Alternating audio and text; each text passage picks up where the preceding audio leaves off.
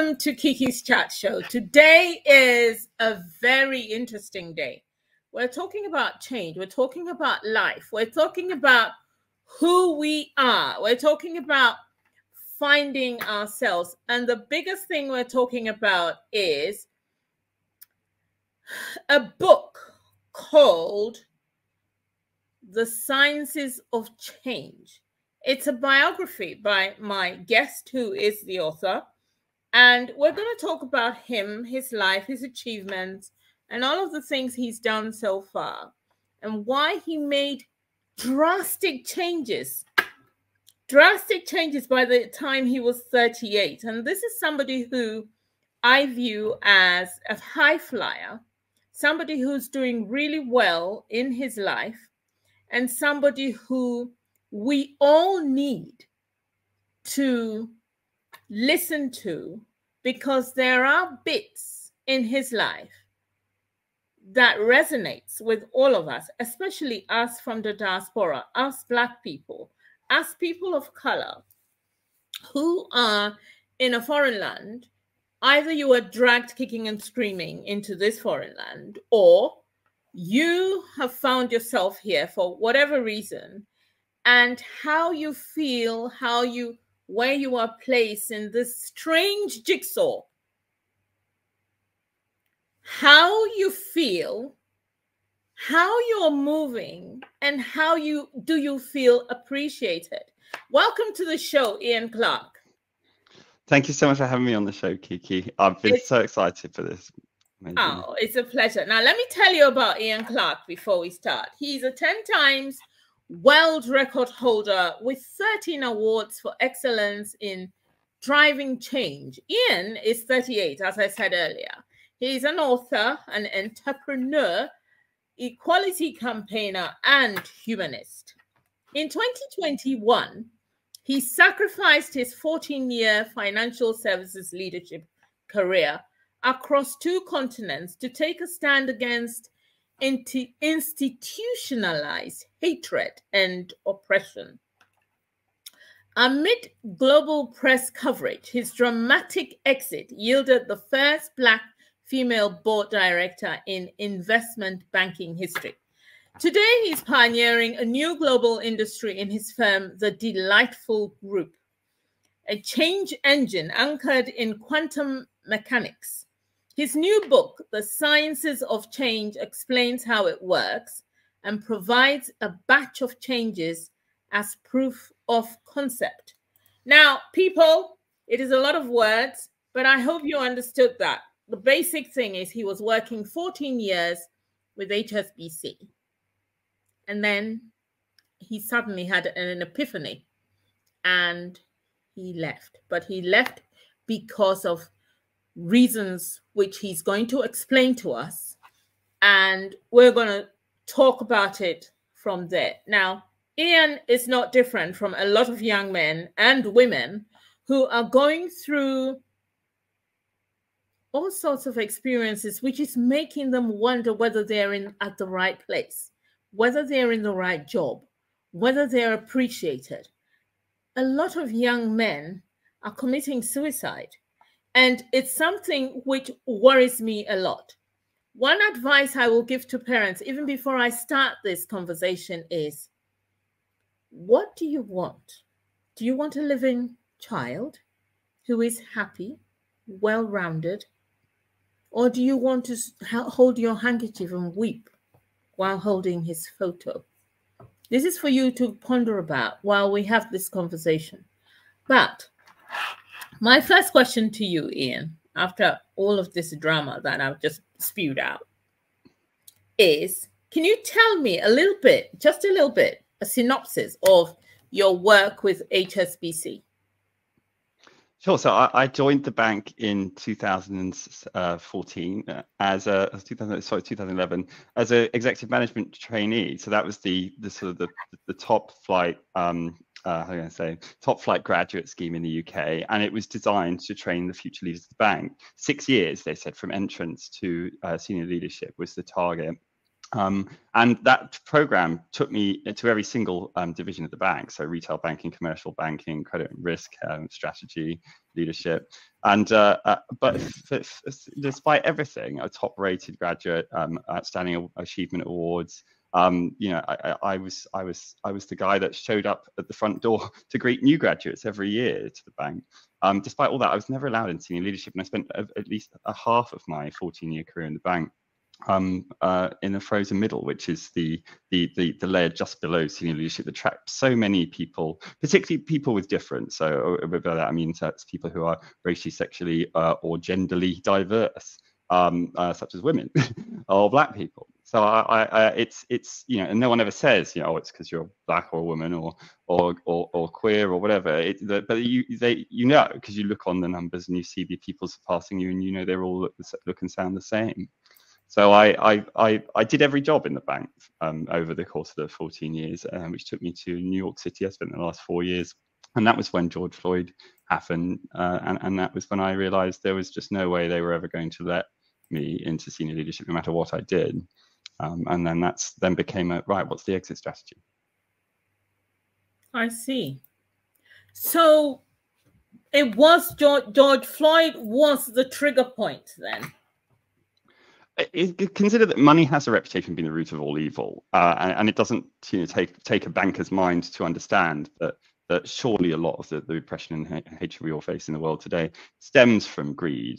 It's just an assumption we all make, and it seems to make sense. So I joined banking perhaps slightly differently to most people. I didn't join it to become rich. I joined it to try and figure out the workings of hatred and money and greed. So I saw it as more of a scientific experiment, and because of that, I behaved differently from the start, and I stood out. And actually, the approach I had helped me top the sales charts consistently. So I wasn't trying to make money; I was trying to help solve problems for people. So once I realised the original plan was to make CEO on merit, and we've been ambitious, and then try and fix the glaring issues with banking that is making it unsustainable. But after George Floyd, that became impossible. The levels of hatred and oppression espousing from and within the bank soared considerably, as I think they have done in all corners of society, frankly. You only need to look at what's happening outside the Planalto Palace, Brazil, earlier this year, or Capitol Hill last year in the USA. You know, riots for elections. We've never had that before in history, recorded history anyway. So with things, the world is getting darker. The question is why? The world is definitely getting darker. It is definitely getting darker. So there was a lot of drama around your leaving HSBC. Do you want to talk about it? So I set about, as part of my capacity as a leader, if not in title and salary, certainly in job description. So I was on the executive committee for 3 staff networks. I was founder of 4 staff networks or diversity inclusion groups, and I had a duty of care to 12,000 staff through that. I was doing things like co-head of World Pride Comms in New York City. I was the head of governance for the LGBT employee network, and I was one of the lead speakers for the women's network because I'm a genuine ally to women. So there was a lot I was doing, and none of that was my day job. I was the most senior banker assigned to the Fortune 500 group of companies. They're responsible for their relationship management and latterly their transaction banking solution. So I was a fixer and a doer, and I took it upon myself in that capacity to interview 100 staff and colleagues to understand, past and present, from all walks of life, to understand what their experiences were. And it was just horrific. All of them reported constant abuse for who they were, being told things like, it's never been such a hard time as it is today being a white man in banking, to the only black woman in the entire global sales team was told that. This perception that is so selfish by some, because they're not fast tracked to the top like they used to be for their skin color, is bonkers. So I wrote a report called Project Speak Up that brought to life those accounts, and it also juxtaposed them with real data and evidence of the impact of this on our financial results, on our employee well-being, on our demographics, and it found that we were in terminal decline as a bank. And that's playing out. HSBC was the world's number one bank when I joined. It's now barely in the top 10. And that's, so it's also self-defeating too. And the senior leadership didn't like that I'd written it before, obviously. Probably something to do with the fact they end up in the TV in 120 countries. So that was, you know, that was really it for me. I hoped that they would listen to the advice. I don't just criticize. It had 12 recommendations in it, all free, that if they'd implemented them would have made them number one bank again, but they chose not to. So that tells you everything you need to know about whether they want to change or not. I did read your recommendations because it was in the financial. It was in the New York Times. It was in another quite a huge newspaper, and it was all over the internet. And it was in Banking Times or Banking something. It was my friend messaged me. He worked for, I think, a Clifford Chance in New York City. They were all in these big banks and law firms. They had TVs on the wall, and he sent me a picture. And your picture's on my wall in the office. Why are they? It was people all over the world were messaging me, going, oh, "I'm seeing you on TV." It really did kick up quite a fuss. I got hundreds of messages of support from all around the world of people who were going through the same thing. And for me, it was a galvanizing moment because it helped people realize they're not on their own. So often we hear you're not the right person for the job, or there's something just not quite right about you, and we take it deeply personally. But actually we shouldn't, because it's nothing, no reflection on us. Everyone is hearing that. It's so consistent, and therefore we should really try and work this out together. So the message from Speak Up was, no, you're not alone. No, you're not alone. And I can tell you, really, it's happening.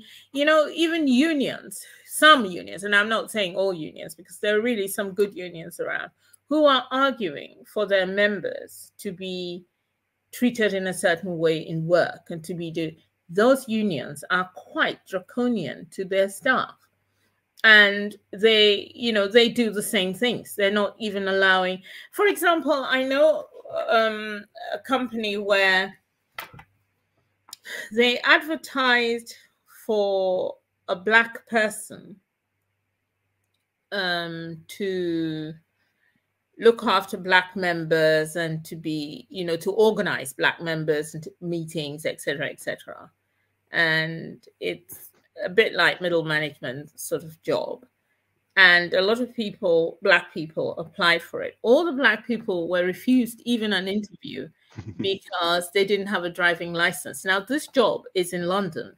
And London, at the moment, there's nowhere to park. There's nowhere to drive to. There's so much public transport. They're talking about the greenhouse effect. We're talking about global warming. They're trying to get people to stop driving. So what was that about? There's so many requirements for jobs that are superfluous, that they really mean nothing. One of the requirements for my job was, when I was in banking, was it's called a certificate of professional standing from the London Institute of Banking and Finance. Every single senior banker in London has one, and it's a piece of paper that tells everyone that you're a fine, upstanding citizen. You'll never do any wrong to anyone. And quite clearly, it is worthless, a piece of paper. It means nothing. Its sole purpose is to inflate the ego and status of those that have it, so that they can, as a cover for them to be able to commit any crime they want without any consequences. So I really think that if you want some stuff, if you want a lorry driver, ask for a driving license. If you want a banker, ask for someone that isn't a complete criminal. But don't make stuff up that isn't relevant just so that you can discount people that are totally fine for the job. Simple. I agree. If you want a lorry driver, ask for a driving license. But, we all go to meetings on transports, on public transport, or I can find my way to wherever I want to go. It's none of your business. Yeah, I'll be there. If I have a problem, I'll let you know. But, to stop people just because they don't have a full driving license, it's like a slap in the face, really. Yeah. Anyway. Often it's technicalities to excuse the real reason that we don't get the job. Yeah. Well, we want someone who's Black to look after the Black people. Oh, but we don't want to give it to you because you're Black. So we're going to say that, blame the driving license. Yeah. Anyway, so coming back to our discussion, what did your parents and friends and family, what did they think about you just abruptly leaving, your prestigious job, seemingly prestigious job. And, you know, because you'd been moved from London to New York, you were doing really well. You had an apartment in one of the posh areas. You were doing nice things with your job. You were even buying your auntie's perfumes and things when you were coming down for holidays. What did they think? I mean, it was people knew I was up to something, but I don't think they really realised how. I'm a really thorough guy. I have a very analytical mind, and I also can see, you know, I can join connections between things that perhaps not everyone can, because at least being a banker and being a generalist banker as well meant that I understood how the bank works holistically, which very few people in banking do. Most people are in silos in banking, so I can see what's happening.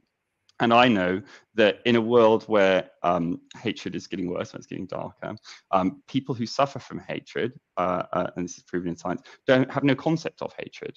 They don't have a concept of it. So if you say, "Are you suffering from hatred?" they'll say, "No, everything's fine. You're suffering from hatred." People who aren't suffering from hatred, such as yourself, who's spreading light and love, you're not suffering from hatred. Therefore, you don't need to pay any attention to it either. So no one's paying any attention to hatred, because you've got the deniers, and then you've got the people who aren't contributing to the problem. And I understand, and you understand, if things are getting darker, it's going to keep getting worse and worse and worse until it ends. So someone needs to do something to counterweight, right? Newton's third law of motion. For every action, there is an equal and opposite reaction. There was no reaction to George Floyd murder. No, there was no, this guy, the policeman who ended up in jail, only kicking and screaming, did they actually arrest him in the end because of the public outcry? But that's not going to offset the harm and damage that's done to our identity as a human identity. We need to grab that pendulum of doom and swing it back as far as possible, if we want the world to become better rather than worse over the next few years. And that was really what I was trying to do. I was trying to level the playing field for some folks, and I succeeded. As you pointed out, one of the 7 world records from Project Speak Up was the first Black female board appointment in global banking history, and I'm proud of that. But also, I'm shocked and saddened that it's taken this 450-year-old industry 450 years to produce a first Black female board appointment, and only because, unwillingly, reluctantly so as well. It really shows you, as the Financial Conduct Authority said in their response to my report, it proves institutionalized racism within what is still Europe's largest bank. And yet there were no consequences from that, certainly no regulatory or government consequences, that's for sure. So what are you up to now? So I after banking, I applied for every major banking consultancy in the world, and I didn't even get offered an interview. I even applied for analyst roles, which as a vice president in title and a senior vice president in job role was a shock to me. You know, I'm now unemployable. But I think it's a bit of a blessing. I don't think I could have ever gone into a bank again after that anyway. It was more just a test. So I started up my own firm, called Deilightful Consulting, or the Deilightful Group now. And initially we were a D&I consultancy, but I never really believed in D&I. I wanted to understand why D&I, so D&I is diversity inclusion, sorry about the acronym. And that is really sort of the corporate's response to this issue, and this darkness around us. The challenge with diversity inclusion is that it's not authentic. People just sit around talking about acronyms all the time. Should we call it DE&I? Or Jedi or whatever, and sometimes they might pull a panel together to discuss what acronym they're going to use next. But they never really get to the real heart of the problem, which I think is what you're trying to do with shows like this, Kiki. And I mentioned before, being uncomfortable drives change. You have to get people uncomfortable. You cannot have a bunch of yes men on a stage telling everyone how wonderful things are when they clearly are not. That won't drive change. So my firm it's called a change engine. It's a brand new industry, and we set up on the premise that if you think of these people a bit like dictators, right? The C-suites and the boards of the FTSE 100 and the Fortune 500 and governments, they are not going to change. They have the power. There's no reason they are ever going to let Black people come in the room or women come in the room. Then why would they do that? It is against their own interests. And if they were going to do it, they would have done it 15 years ago when 7 years ago, when McKinsey produced the Diversity Matters report that provided a triple lock of a legal, moral, and financial case for diversity inclusion, and yet nothing changed. That tells you all you need to know about them. They will never change. They are dictators, effectively sat there, responsible for the problems we are in. So we need to change them. We need to do it unilaterally, and that's what my firm is attempting to do. So it's anchored in quantum mechanics. So it's quite leading edge science, but this science tells us that we should be, in theory, able to change anything using science. After all, that is what science is all about. The Earth revolves around the sun. Who can argue with that? Science. So do you have lawyers as well in your in the Delight consultancy? Do you have lawyers, people who know the law, who could help someone? If someone, for example, if someone was working somewhere where they felt that they were being there was sexism, racism, homophobia, etc. going on, and they could prove that they were being maltreated, would you be able to help them and legally help them go to court? So the sad answer is actually that the legal system is broken. For example, the statute of limitation for a breach in civil law, of which it sounds like the example you gave would be a breach in civil law, i.e. a hate crime, and it would also be discrimination in the workplace. And ultimately, that would go through ACAS if it were here in the UK. And their statute of limitation is 3 months. Report it within 3 months or it's dismissed. So all that your company needs to do is keep it quiet for 3 months, or you to hesitate for 3 months, and you can never take action against that. The other big problem from that is that it makes courts only look at discrete cases. Oh, someone called in the M-bomb in the lift. Okay, well, we'll look at that, right? You've got £1,000 compensation and you've lost your job. But if you look over a career, for example, which was what I was arguing with my case, 14 crimes over 15 crimes over 14 years by 21 people. Now you're starting to see a picture of what a real human being is going through in one of these big institutions. It is a big picture, and the law cannot pick it up currently. It is misconfigured. That's why we're seeing conviction rates that are so low. The payouts are not worth the effort or the trauma of going through the court process. Set up to fail, unfortunately. That is sad, because it means this is an indictment of the whole legal process, because it means that a lot of people, and I know that a lot of Black people, for example, even if they're being treated racist, if they're being treated badly at work, or they're being there's this word, you know, they would not report it because they don't think that they will be believed. One, two, I mean, look at McDonald's. There's a case in the news at the moment about girls being picked on by the older guys, being sexually assaulted, and they could not report it because even if they did, nothing would happen. And so management, and sometimes you are reporting somebody who is on a higher level than you, and so they know the bosses who's going to deal with this. HR know the people maltreating you. They take the side of the person, and then you're out.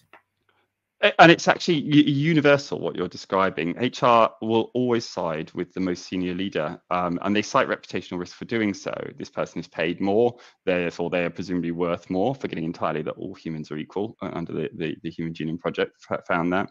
So if you do report it, you will probably lose your job, and you will probably end up worse for wear from it. So it is so predictable across companies. Unfortunately, that is the case.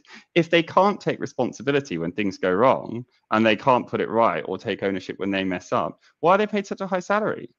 What are these leaders doing? Nothing. I know. And most of the time, it's the lower grades who do most of the physical work. And the higher grades are sitting there just being mean. I mean, this is where that statement, power corrupts absolutely, or absolute power corrupts. And power and control. I firmly believe no human sets out to be a bad person. We reflect our environment and the social construction around us, and in nowhere is social construction more overwhelming than in big business. There are so many things there, you know, from CEO to titles, the suits you wear that anonymize your identity, the repetitiveness of these banks of desks that are grey with no individuality to them. It's all designed to strip you of your identity. And as the Stanford prison experiments of the 1970s found, once you strip someone of their identity, they no longer, and you apply power and control, they no longer identify as human, but they suffer from this anonymity bias, and they view anyone else as an enemy, and it manifests sadomasochistic tendencies. I do think that we have built a society that is making even the best of us potentially turn quite nasty. And I agree. What I wanted to say was absolute power corrupts absolutely.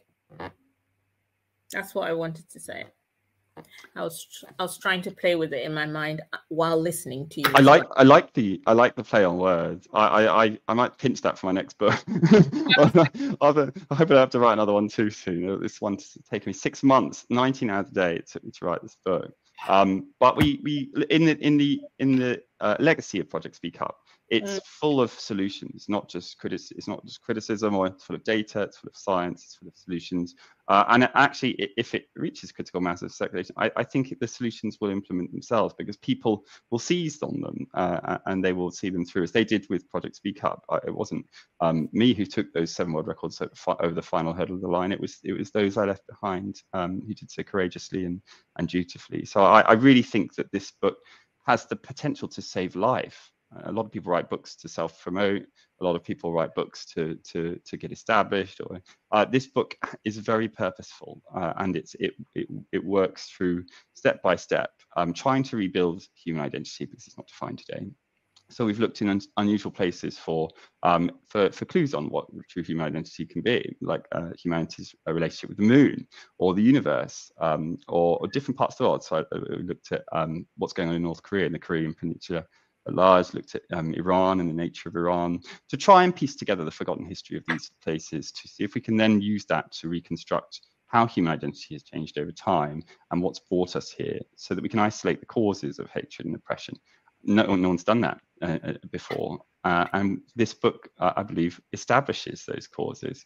The potential to save life and change the world is immense if people give it a try. Well, I was reading part of your book, and there was something you said which was a little bit disconcerting. I'm going to find it in a minute.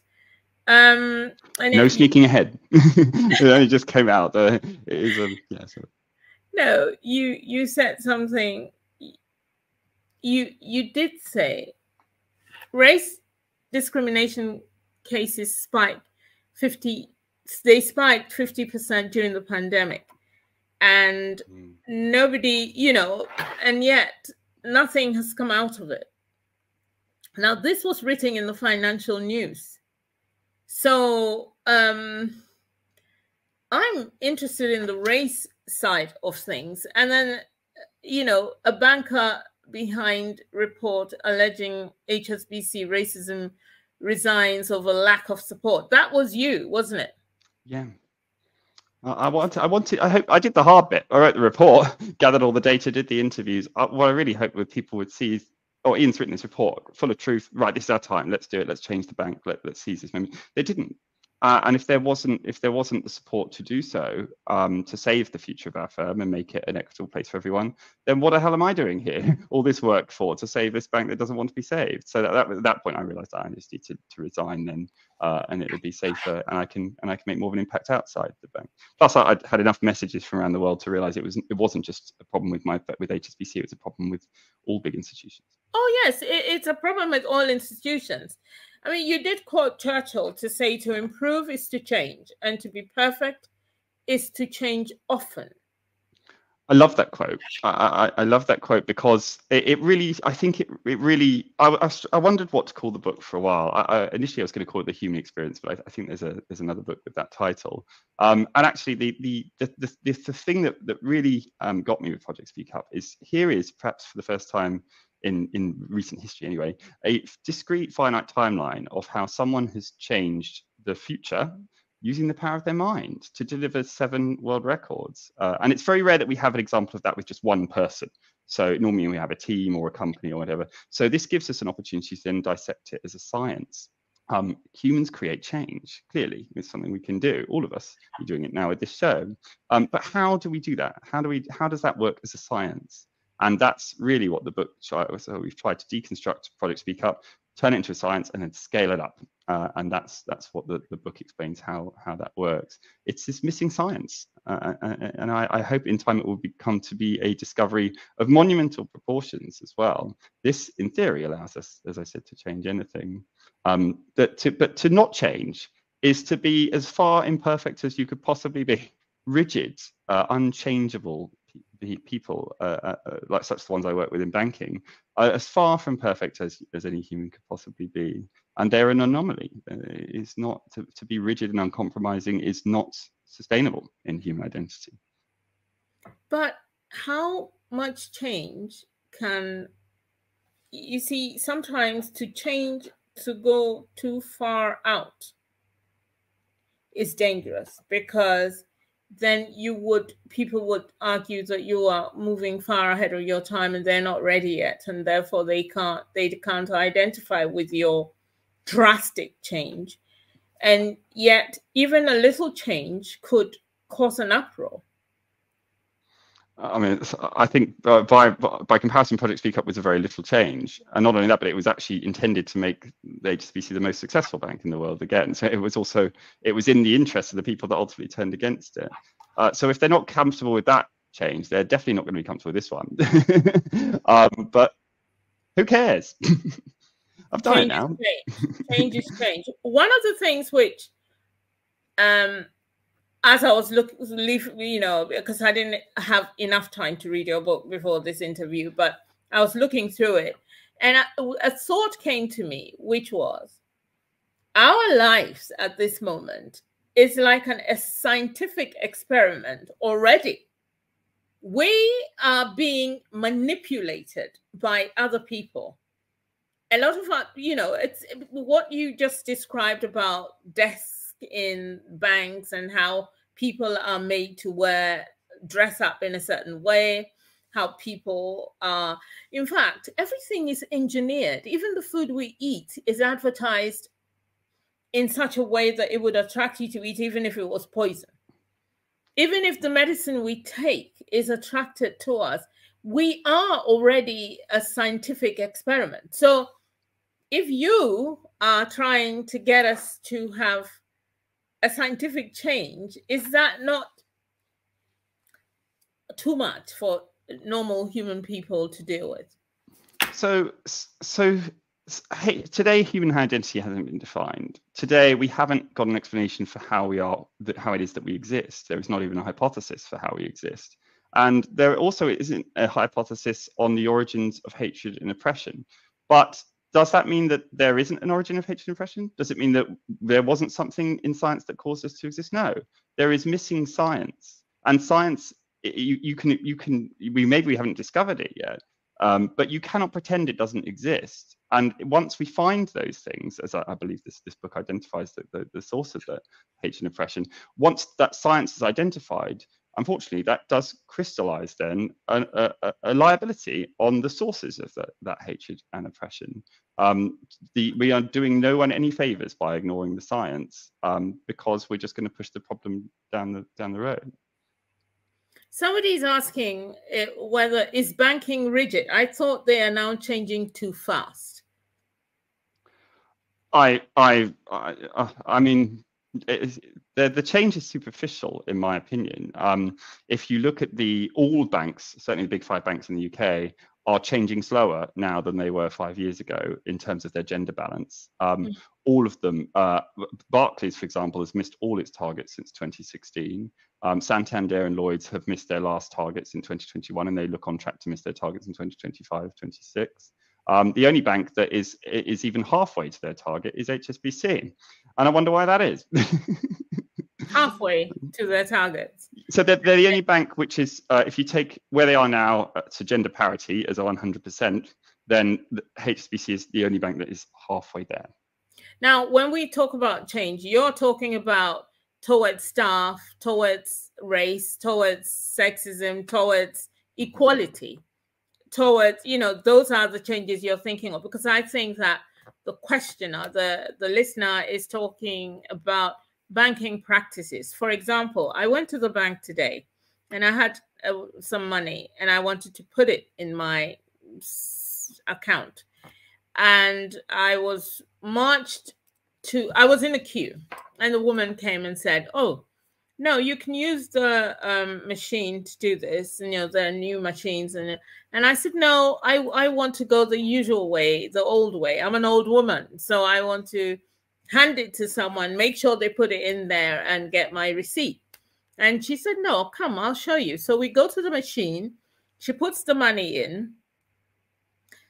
All of the money, she just takes the money from me, puts it in, and it counted it to the last pound. Yeah, and then I was shocked.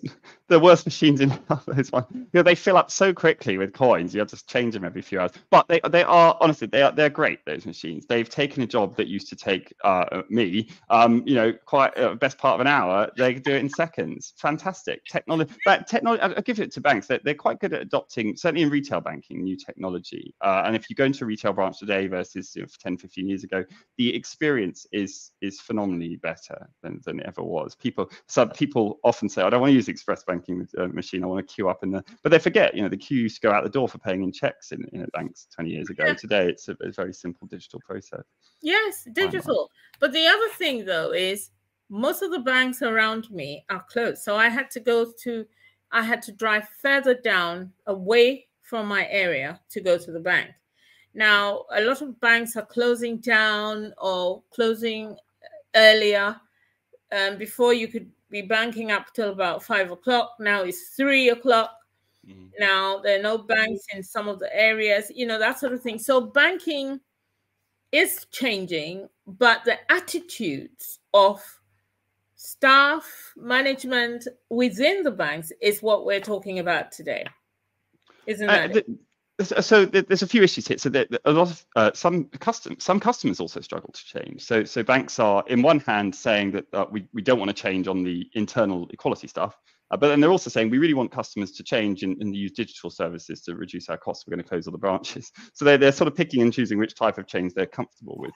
But I do think that this rigidity manifests well beyond banking to every aspect of life. So some people are dehumanizing more than others. You can't change them, unfortunately. Yeah, I think we've answered the listener's question. Let's talk about we've talked about your book in a way, but do you want to give me a kind of a synopsis of your book? Because I think that your book is very real. I mean, one thing that struck me is your life story was in it, your progress, the things that you've done so far, your views, the reason for your change. I want to talk about, and I want people to buy your book because I think that there's a lot in your book that is people will relate to.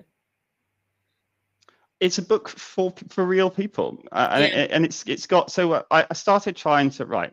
I left my career in banking, determined to get to the bottom of what was happening. Why is the world getting darker? Why is D&I not working? How do we fix it? And that determination is something that, you know, human determination has brought us so far. So I really value it in these things that I value in people that I try and role model from others. And instill in myself, and I was going to get to the bottom of it, come rain or shine. And this book, I think it does it once people give it a try. There's a little bit in there about my story to contextualize why I'm talking about this. As much as my label said I was a banker, I've always had a real fascination with space. And as a hobbying cosmologist, I never thought I'd get to apply it. Certainly didn't in banking, but now I can. So there's a lot in there about space and about humankind's relationship with space. There's stuff in there on art, the art of change, looks at art over the ages and what it can tell us about changing human identity over time. There's there's some corporate stuff in there. So I've looked at we've benchmarked the big 5 banks against their commitments to equality, and we've analysed that in detail to see what information we can draw about how authentic they are about those targets and how likely they are to meet them, which I alluded to earlier on.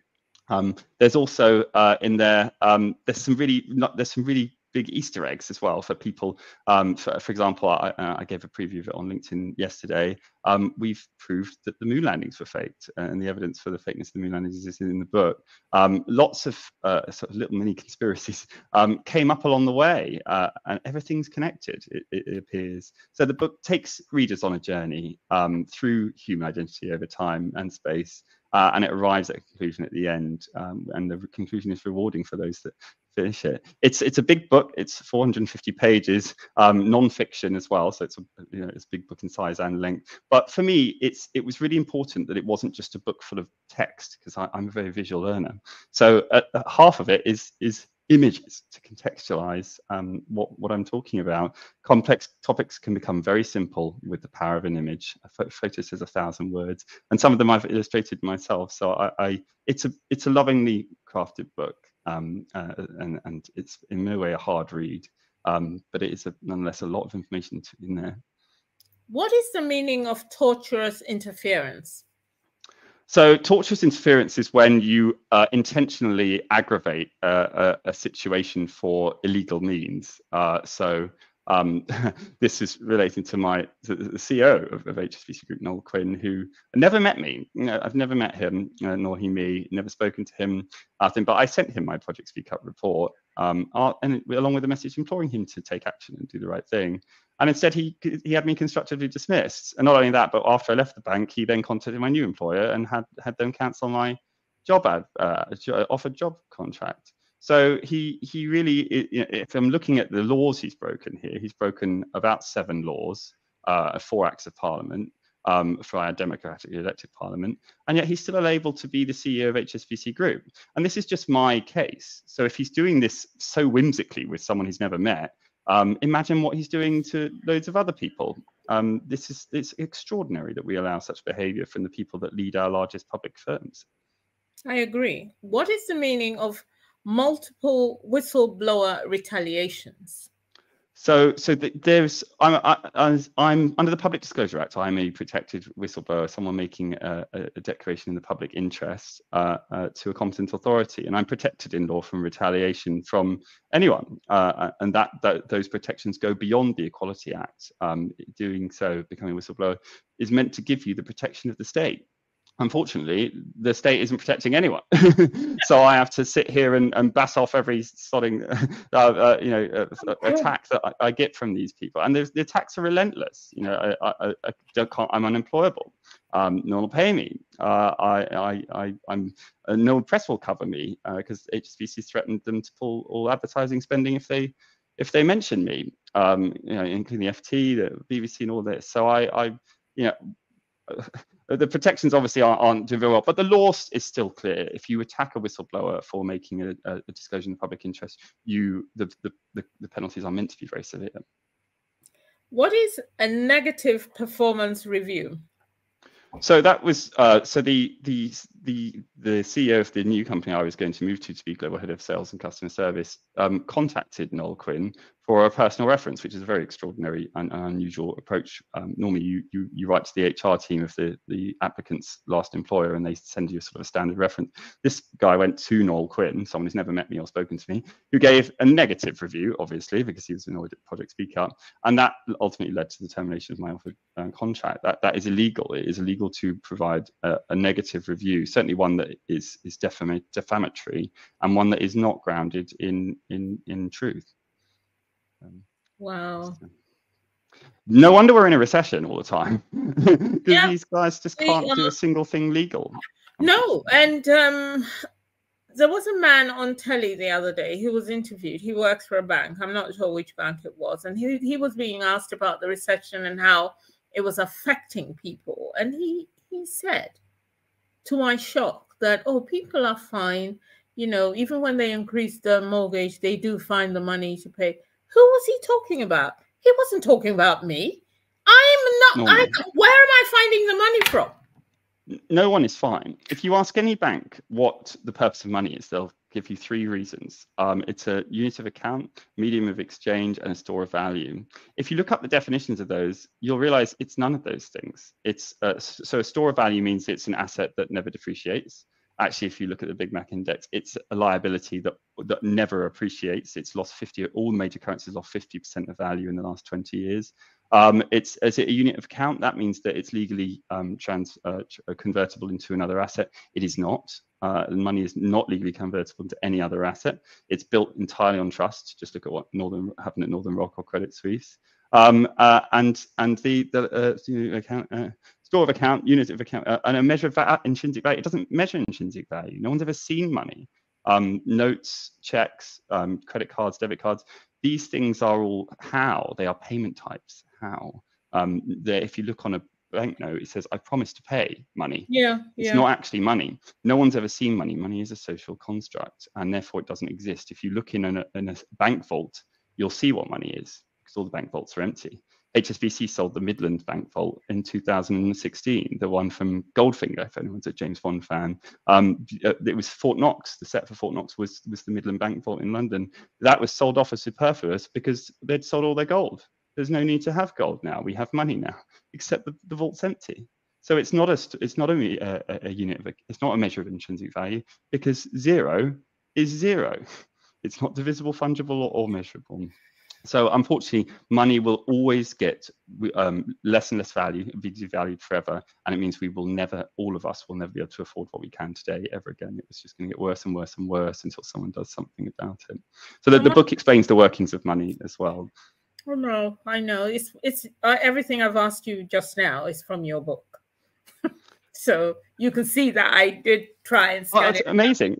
It's a big book. It's only just come out, so I never expected you to have read it, but you've done loads of homework. It's so lovely being on the show. If people want to check out the book, The Sciences of Change, it's available in 170 countries now. It's in hardback, paperback, ebook. You can search for it on Amazon, or you can go to our website, www.deilightful, DEILIGHTFUL.com. And look up the Sciences of Change tab. A real labour of love for me, and a gift to everyone that would read it. It gives you all the cheat codes for getting around the system, and hopefully, if we all work together, we can actually use this foundings to crack racism, sexism, and ageism, and all those isms. And let's give it a try. Yes, and even health. People, the people who have, for some health reason or other, would prefer to work from home and not be mingling with people, unless companies know that COVID is not real, then they can drag you in. But if COVID is real, why are they forcing people to come into offices and work? And people are constantly catching this illness, whether it's the COVID or whether it's a mega flu or whatever it is, only God knows. But it's just strange. The world has become very evil and mean, and management is really mean in all aspects of work, not just your bank. It's everywhere. I agree.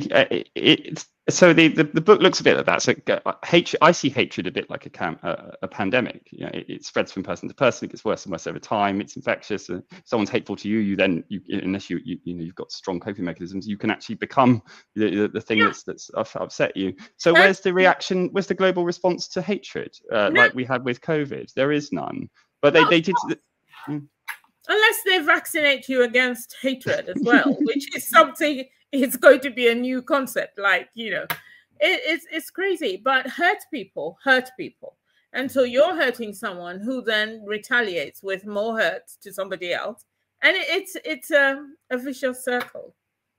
There's a page in the book called the alignment infographic, and it's my favorite page because it explains that process of how you can be walking around in the street, trying to help other people thrive, and suddenly someone will come and attack you and go, you black, gay, lesbian, whatever, and then they just disappear, and you're like, oh, that was so horrible. And then you can choose. I think the point you were making, you can either choose to manifest oh, it's nothing to do with me, it's their problem, I'm going to be fine. Or it can become deeply traumatic for you, and you can set up the anti-racism, anti-sexism campaign group, and then you lose your human identity. Then you now put yourself in a box, and that's when you start to see other people as an outgroup, and that's when you become vulnerable to hatred. So we looked a lot at the dynamics of how that process works that triggers dehumanization. The tools for success. The nickname I've given this book is the book that changes everything, but it only works if people read it. So I've plugged it enough now. I think you should read this book. You can take the book and treat it like an encyclopedia, if you like, because you can read his life story, which is really, it's got pictures of him, his family, everyone's in it. And then apart from that, you can start reading and trying to educate yourself. And he did say there are cheat codes in it. And so it teaches you how to deal with certain situations where, should you face them? And, it gives you ideas, and it even empowers you in a way, I think, because it makes you start thinking, oh, have I taken crap for so long? I really should buck up now, that sort of thing. And sometimes you do take crap, but what about your children? Are you going to let this cycle carry on? People had to struggle. There were fights. People died to get us to where we are now. So we need to do something. I think we are a generation of people who have just taken everything lying down. We really should stand up and buck up. I think a lot of people have lost faith that truth exists, and if it does, they don't think it can ever be reconstituted, and they've lost faith that anything will ever change, forgetting that any of us can create change if we become determined. So that the book is written to a legal and scientific standard. It has fully cited evidence to a scientific standard.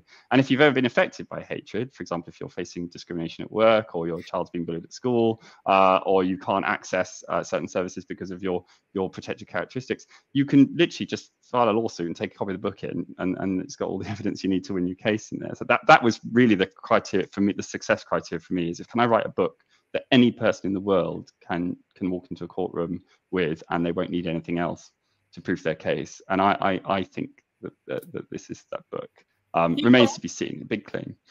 Well, yeah, we're all going to read this book, and I'm going to make my people read this book. And I think we all need to look at the areas where we can protect, if not us, because we're past that stage, our children even. Because racism and sexism and all of these isms are not going to go away until we do something about it. We have to do something. We can't let them, the perpetrators, do anything about it. They're comfortable. They're fine. They will carry on like this until they start getting reminded that it's a dangerous precedent that you're setting, if you carry on in this way. Do you know, we have done 52 minutes when we were supposed to do 45. Oh, sorry. No, it's fine. It means we have had a good discussion where there were no gaps, there were no pauses, and in fact, we could have carried on, but it's just time that's stopping us. We have to do this again. I think you need to write a second book. And I want to thank you so much for coming on. And you've opened our mind. I am actually... one of the reasons why you could be somebody's son, you could be somebody's nephew, you could be somebody's brother, you could be somebody's anything, and you have everyone needs to have listened to you to realize that there are human interests, human issues, real issues. You've given your story and you've given examples, and we all need to, start thinking about this whole discussion. And one of these days you must come back after you've written your second book so that we talk some more about it. I'm going to plug your book even after the show because I've read it bits of it, but I haven't read it fully. But even the amount that I've read really made me kind of think, oh my God, I did a lot of oh my gods in that book. So thank you for coming. Thank you, listeners, for thank you so much staying with us. Yes, for, and somebody says a very engaging discussion. Somebody says, I agree with you. The world has become evil, but you can read all that on, I wanted to put your company information on there, and I mistakenly put your information on there. So I have to delete that and redo it. So if you give me something, I will put it in the chat section on YouTube. But this is going to be on telly as well. So if you have Sky, people, it's going to be on channel 7, so you can watch it there. Thank you, Ian. You stay, but I'm about to switch the broadcast off. Thank you so much for having me. I'm continually grateful to my people who always come on live and listen to it. Thank you. Bye-bye.